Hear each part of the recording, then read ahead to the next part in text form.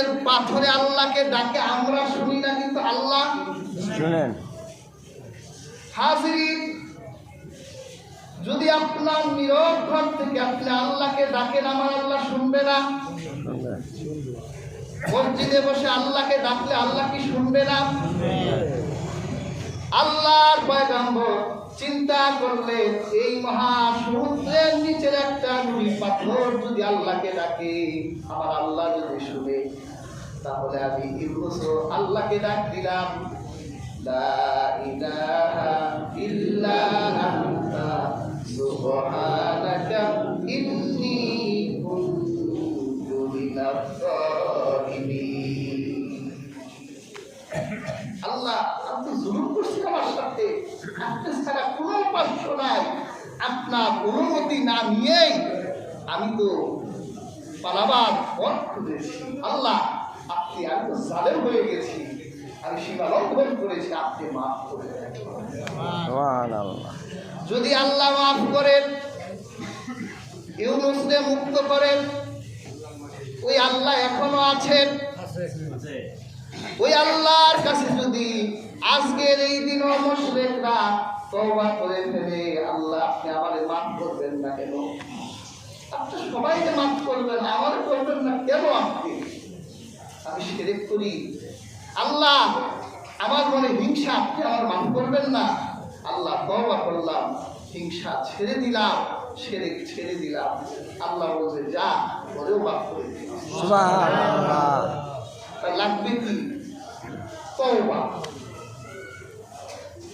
তওবা অর্থ ফিরে আসা, কার দিকে? আল্লাহর দিকে ফিরে আসা। বেয়ার হাজিরিন,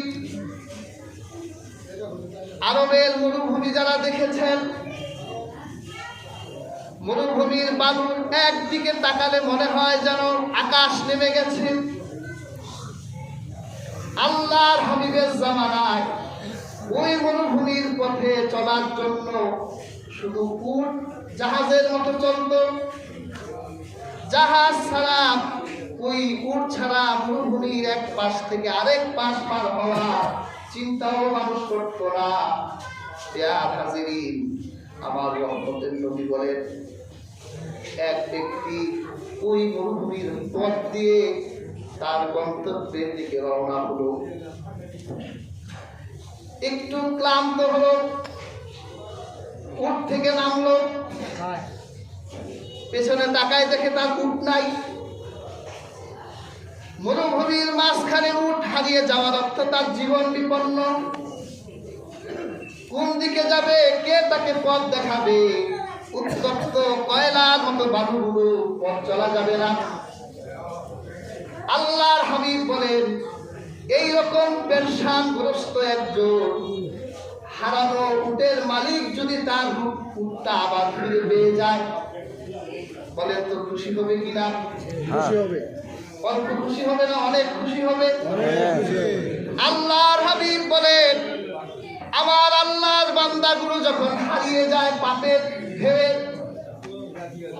শয়তান যখন তার নফসের ভিতরে পাপের ঢেউ তুলে দেয়, আর আল্লাহর বান্দাগুলো যখন আল্লাহর পথ ছেড়ে দিয়ে নানানমুখী অন্যায়ের ভিতর নিমজ্জিত হয়ে যায়, হারিয়ে যায়, ওই বান্দাও যদি পাপের অনুশোচনা করতে এসে অনেক পাপ করে ফেলেছি, আর করব না এই কথা বলে যদি আমার আল্লাহর কাছে ফিরে আসে, আমার রহমতের নবী বলেন, উটের মালিক উঠে পাওয়ার পর যতটুকু খুশি হয়, হারিয়ে যাওয়া বান্দা আল্লাহর কাছে চলে আসলে আল্লাহ বেশি খুশি হয়।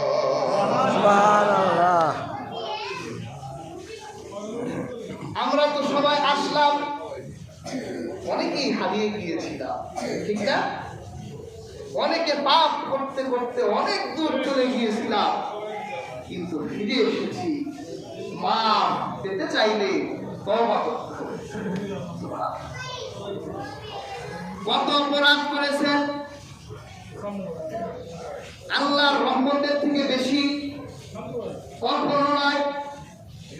তোমার পাপের সাম্রাজ্য যত বড়, আমার আল্লাহ রহমতের সাম্রাজ্য তার চেয়েও বড়।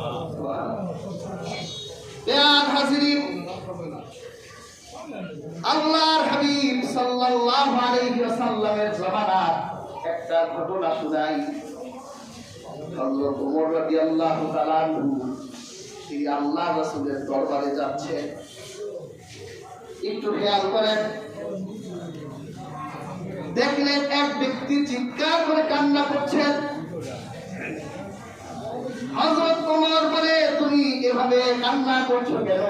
বললো, আমি অনেক বড় অপরাধ করেছি, অনেক বড় আসামি।